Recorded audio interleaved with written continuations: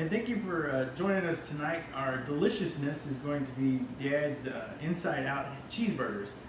So what we've got here is just our ingredients that are all laid out. Remember last night we talked about mise en place, which is everything in its place, and so we're going to do that again tonight. It's a very important tool. Make sure that you have everything that you need, and make sure that it's accessible when you need it.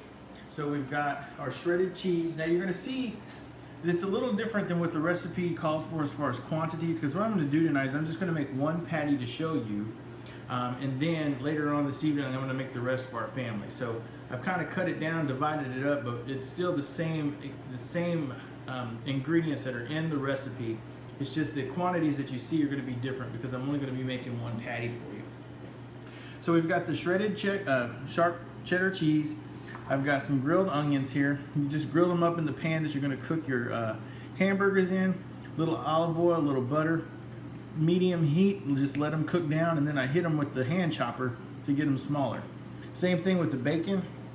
This is only 6 pieces of bacon. You're going to cook it up just like you do normal bacon. Then you're going to let it cool down, chop it up with your hand chopper, and you get nice little bits. Okay. Half of this is going to go in the meat. The other half is going to go inside of the burger. And then we've got our seasoning mixture, which is salt, pepper, and garlic powder and chili powder. Then we have our toppings. We've got some more grilled onions. Got some raw onions for the rest of our family who doesn't like the grilled onions. We got tomatoes for one of our family members, pickles for everybody, lettuce, and some cheese. And this is the good sharp cheddar cheese again. And then we've got our good white, hearty white hamburger buns. And we got 1/3 pound of good 90-10 hamburger meat. So the first thing we're going to do is we're going to mix our hamburger meat. I've already washed my hands, took off my rings. I'm going to make sure I don't lose my wedding ring in the hamburger meat. So we're going to take half of the bacon that's been chopped up. We're going to put that in there. That just gives a little more fat. You could use a fatter piece of meat, but adding the bacon makes it taste better. Then we're going to get our seasoning mixture. This is our salt, pepper, garlic, and chili powder. I like the taste of chili powder in my hamburgers. Some people do, some people don't. It's just a matter of taste. If all you want to do is salt and pepper, you can do that too. And so now we're just going to mix it together real good. Get your hands in there. Now what you're going to do is you're going to make, out of all of this, this will make 4 good 1/3 pound patties. You're going to make 8 smaller patties. You're going to fill them up and then we're going to put them together. But what I'm going to do is I'm just going to make one patty for you. That way you can see what we're doing, and then you'll just repeat it 4 other times, okay? So we got it good and mixed together. I'm going to form it into a ball. And it's just like if you're making pizza dough or bread dough and you wanted to make a smaller loaves out of it. You're going to roll it into a ball and you're basically going to cut it into fourths. And then you're going to cut it into fourths again, okay? And then just take one of those fourths. We're going to set that to the side. We're going to take 1/4, we're going to roll it into a ball, and then we're going to take that ball and cut it in half. Now, these are really big patties, okay? If you wanted to make a smaller patty, you could, but it's going to be difficult to get it stuffed correctly. So what I'm doing is just rolling it into a ball, taking the other one, I'm going to roll it into a ball, and you want them about the same size. If you have one that's a little bigger than the other, that's okay. Just don't make one really big and then one real small. All right, so basically you got a top half of a patty and a bottom half of a patty. And now what I do is just use a ball, or use one of these, go around in circles again, and then we're just gonna smash it. And just freehand it into a patty. Now you want it thinner in the middle and thicker on the outside. That way we can get our filling in there. And like I said, this is going to be a big patty, but it is going to cook down some. They're going to shrink. If you've ever made hamburgers before, you know how well they shrink.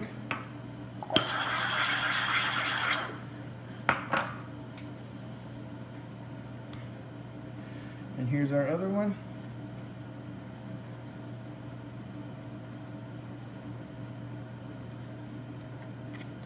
Now what I need to do is I need to get my pan back here warming up. So I'm going to wash my hands. I'm going to turn my pan on real quick.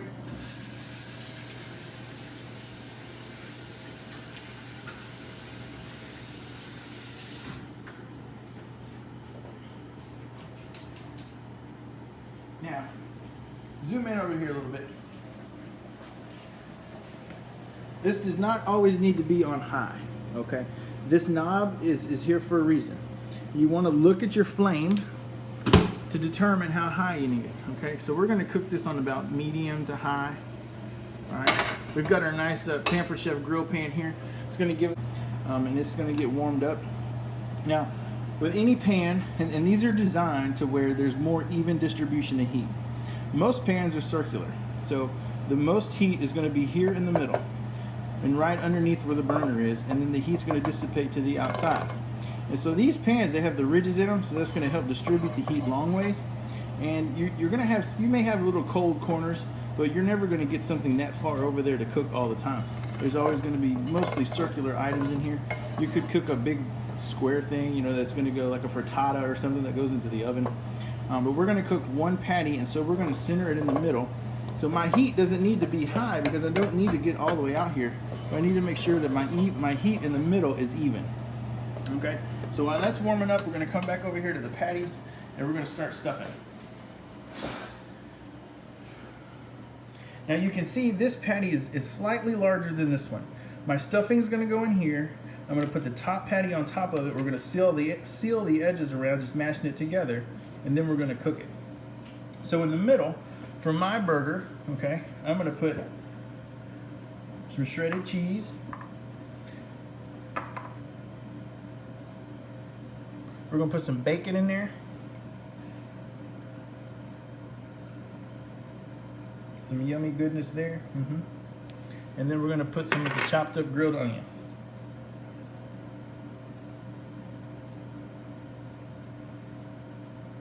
Now for some people, they don't need any more toppings outside of this.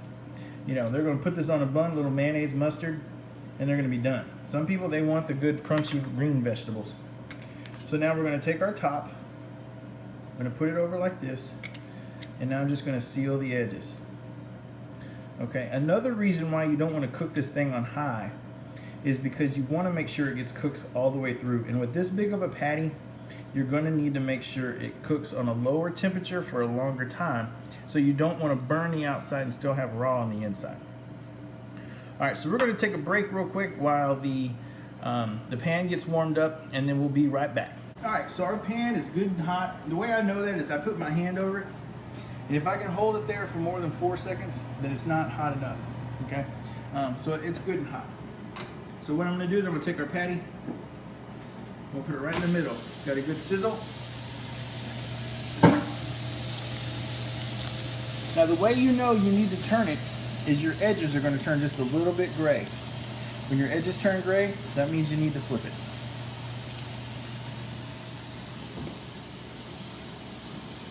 Now some people will go, you know, you can put seasoning on the outside. Some people add Worcestershire sauce, which I think is in the recipe.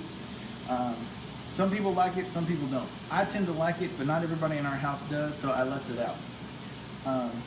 You know, cooking inside, there's also difficulties with your vent hood. We have a 4-speed, but it gets kind of loud, so we're going to turn it down. You just want to make sure that you're well vented so your smoke alarms don't go off, and if they start to go off, we will pause it. It's known. People in the neighborhood know when Daniel's cooking because the smoke alarms tend to go off because I like to grill inside.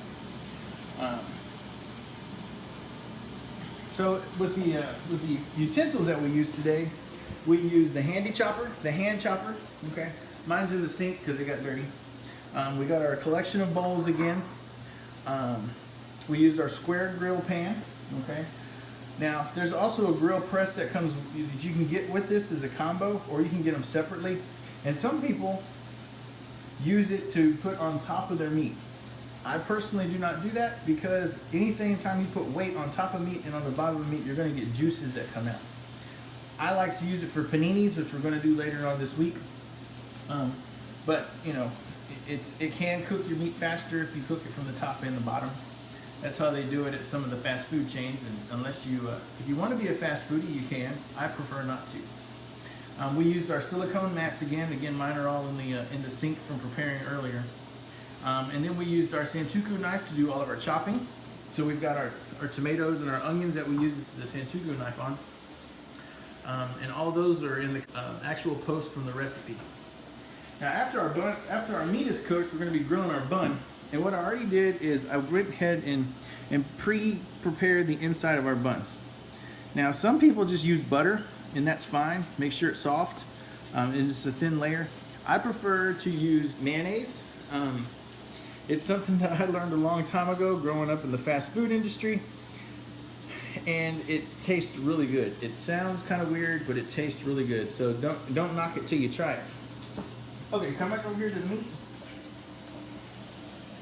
So you can see we're starting to get some gray area down here at the bottom. Now to make sure we get pretty grill marks, I'm going to turn this a quarter of a turn.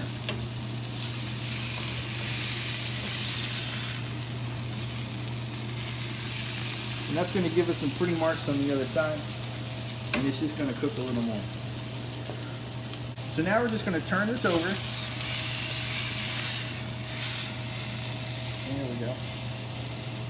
Got good browning going on there. You can kind of see the cheese starting to bubble through. But it's good and well cooked. We got gray right here on the edges. So when your edges are nice and gray like that, then you know that it's cooked all the way through. So it's going to start on the other side. Now I'm going to take a break because I need to turn on my vent hood before my smoke alarms start going off. So I'll be back in just a few minutes. All right, so our burger is almost finished cooking, so I'm going to go ahead and put our bun in and grill it up a little bit. I like to get a little toast on my buns, warm them up. That way that it just tastes better that way. We got a little bit of we got the mayonnaise that's on the inside of the bun. We still got a little bit of the pan drippings. We got the warm, nice hot pan. Gonna get some good crust on the inside of that. And then we're going to dress it out. I don't want to be product specific, but we use the yellow mustard and we use regular mayonnaise. We also have Miracle Whip for those in the house that like Miracle Whip. But since I put mayonnaise on the inside of the bun, I like to put mayonnaise on the bun as well.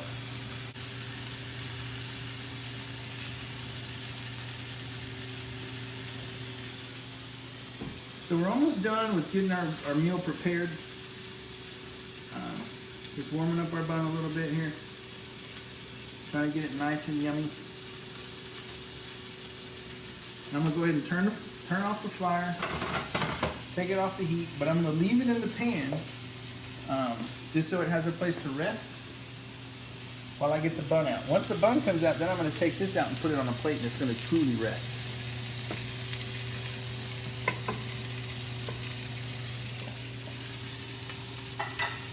Alright, now whenever you hear the term, let your meat rest, that means if you're taking it off of the heat, where the pores of the meat have opened up, where some of the juices have come out, and then letting your meat rest is now going to let the meat kind of cool down, and it's going to let the pores close, and it's going to trap the moisture back inside.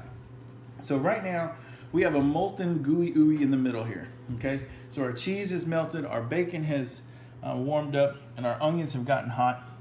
And so now we're just going to let the meat rest. We've got our bun ready to go here.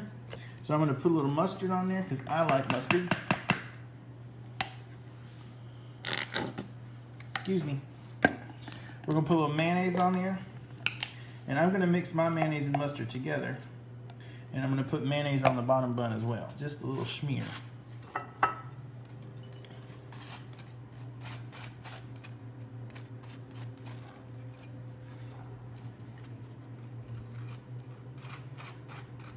Okay.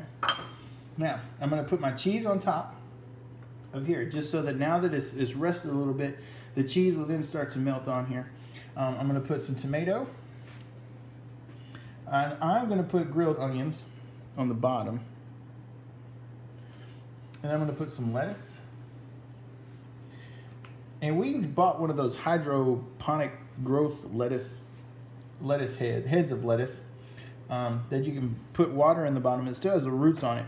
You put water in the bottom of it, put it in your refrigerator, and it will still grow lettuce leaves out. So it's pretty cool. You have an endless abundance of lettuce. And now I'm going to put my meat patty on. Put my bun on top. Boom. And now you've got Daddy Man's famous Inside Out burger. Now, if that doesn't bring the friends and family over, I don't know what will.